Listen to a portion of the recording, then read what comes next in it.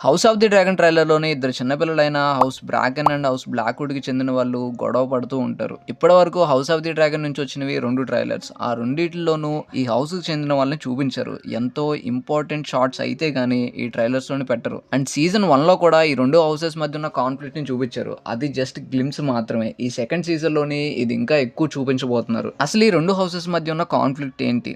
Season 1లో కనిపించిన చిన్న పిల్లోడు ఇప్పుడు ఏం చేస్తున్నాడు? మళ్ళీ రెనేరాని కలుస్తాడా లేదా?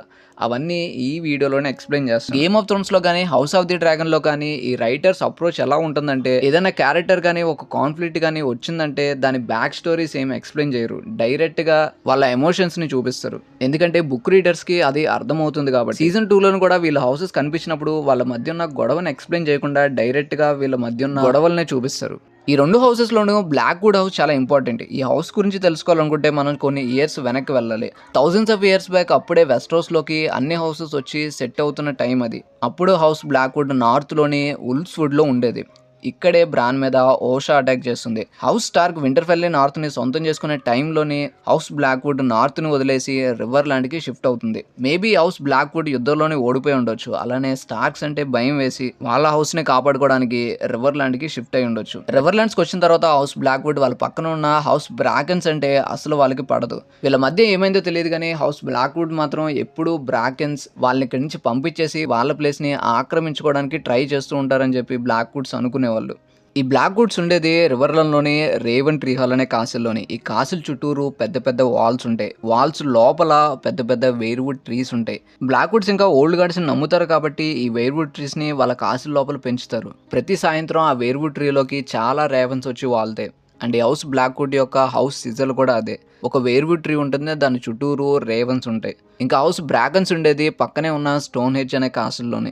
యాండల్స్ వెస్టరోస్‌కి వచ్చిన తర్వాత ఈ 2 హౌసెస్ కలిసి పోరాడతాయి. కానీ వీళ్ళు ఓడిపోతారు. అప్పటి నుంచి వీళ్ళ మధ్య గొడవలు జరుగుతూనే ఉండరు. మెయిన్‌గా వీళ్ళ మధ్య వచ్చే గొడవలు రిలీజియన్ ప్రాబ్లమ్. కేవలం నార్త్‌లో ఉన్నవాళ్ళు మాత్రమే ఓల్డ్ గాడ్స్‌ని నమ్ముతారు. సౌత్‌లో ఉన్న వాళ్ళందరూ ఫెయిత్ ఆఫ్ సెవెన్‌నే నమ్ముతారు. యాండల్స్ వచ్చిన తర్వాత బ్రాకెన్స్ అందరూ ఫెయిత్ ఆఫ్ సెవెన్‌ని నమ్మడం మొదలుపెడతారు. సౌత్‌లోని ఓల్డ్ గాడ్స్‌ని నమ్మే ఒకే ఒక్క హౌస్ బ్లాక్‌వుడ్. ఇది బ్రాకెన్స్‌కి నచ్చదు. దానికోసం వాళ్ళు మెయిన్‌గా నమ్మేది వేర్‌వుడ్ ట్రీస్‌నే కాబట్టి పాయిజన్ ద్వారా ఆ ట్రీస్‌ని నాశనం చేద్దామని బ్రాకెన్స్ ట్రై చేస్తారు. ఈ 2 హౌసెస్ కలిసి ఉండడం కోసం వీళ్ళ మధ్య కొన్ని మ్యారేజెస్ కూడా జరుగుతాయి.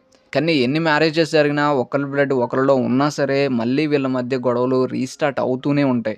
వెస్టరోస్‌లోని ఏగోన్ కాంగెస్‌కి 10 ఇయర్స్ ముందు దాకా ఈ 2 హౌసెస్ మధ్య ప్రైవేట్‌గా వార్స్ జరుగుతూనే ఉండేవి. ఏగోన్ అప్పట్లోనే రివర్ ల్యాండ్స్‌కి లార్డ్ అయిన హ్యారన్ని ఓడించిన తర్వాత ఈ రివర్ ల్యాండ్స్‌కి ఎడ్మ్యూర్ టాలీని లార్డ్‌ని చేస్తాడు. ఈ 2 హౌసెస్ మధ్య ఏగోన్ తలదూర్చడు. ఏగోన్ వైఫ్ అయిన విసెనియా మాత్రం ఒక మంచి పని చేస్తుంది. అప్పట్లోనే ఇప్పుడు ఏముండి వాడుతున్న వేగో డ్రాగన్ విసెనియా దగ్గరే ఉండేది. హౌస్ బ్లాక్‌వుడ్‌కి బ్రాకెన్స్ మధ్య కొన్ని మ్యారేజెస్‌ని చేస్తుంది. వాళ్ళ మధ్య గొడవలు సద్దుమణగడం కోసం విసెనియా ట్రై చేస్తుంది. తర్వాత రెనేరాకి సూటర్‌గా స్టార్మ్సండ్‌కి ఒక సూటర్ వస్తాడు. అతని పేరు విలియం బ్లాక్‌వుడ్. అండ్ అక్కడే ఉన్న ఆమోస్ బ్లాక్‌వుడ్‌కి ఇద్దరికి ఒక ఫైట్ జరుగుతుంది. టీవీ షోలోని వీళ్ళ నేమ్స్ చేంజ్ చేసి ఏమోస్ బ్రాకెన్‌ని విలియం బ్లాక్‌వుడ్ చంపేసినట్టు చూపించారు. కానీ బుక్‌లోని ఇతను బతికే ఉంటాడు. శామ్యుయల్ పెద్దోడవుతాడు. డాన్స్ ఆఫ్ ది డ్రాగన్‌లోని బ్రాకెన్స్ గ్రీన్స్ వైపు ఉంటే బ్లాక్‌వుడ్స్ రెనేరా వైపు ఉంటారు. మేబీ శామ్యుయల్‌కి రెనేరా అంటే ఇంకా ఇష్టం ఉండొచ్చు. లేదా రెనేరా వైపే న్యాయం ఉంది కాబట్టి తన వెనకాలే ఉందామని చెప్పి బ్లాక్‌వుడ్ డిసైడ్ అయ్యి ఉండొచ్చు. కేవలం ఈ 2 హౌసెస్ మధ్యలోనే ఒక వార్ జరుగుతుంది. అదే బ్యాటిల్ ఆఫ్ బర్నింగ్ మిల్. ఇక్కడ మళ్ళీ ఏమోస్ అండ్ శామ్యుయల్ ఒకరికొకరు ఎదురవుతారు. సో వీళ్ళిద్దరిలోనే ఎవరు గెలుస్తారనే విషయం పక్కన పెట్టేస్తే ఇక్కడ ఒక మెయిన్ ఇంపార్టెంట్ క్యారెక్టర్ ఉంటుంది. తను శామ్యుయల్ సిస్టర్ అయిన ఎలిసానే. ఆ యుద్ధం స్టార్ట్ అయ్యేసరికి తనకి సరిగ్గా 16 ఇయర్స్ మాత్రమే ఉంటాయి. తను ఆర్చరీలోనే ఒక master. Dance of the dragon అయిపోయిన తర్వాత మిగిలిన కొద్ది క్యారెక్టర్స్‌లోని ఈ అలిసా అనే క్యారెక్టర్ కూడా ఒకటి. తను క్రేగిన్ స్టార్క్‌ని కలుస్తుంది.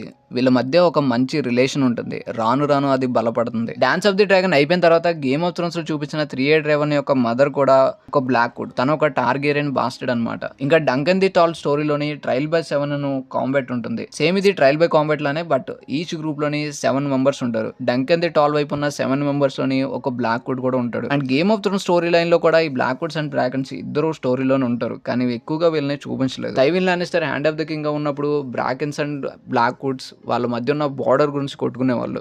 టైవిన్ లానిస్టర్ బ్లాక్‌వుడ్స్‌కి సపోర్ట్ చేస్తే అప్పట్లోనే టైవిన్ లానిస్టర్‌కి మ్యాడ్ కింగ్‌కి పడేది కాదు కాబట్టి మ్యాడ్ కింగ్ ఏమో బ్రాకెన్స్‌కి సపోర్ట్ చేసేవాడు.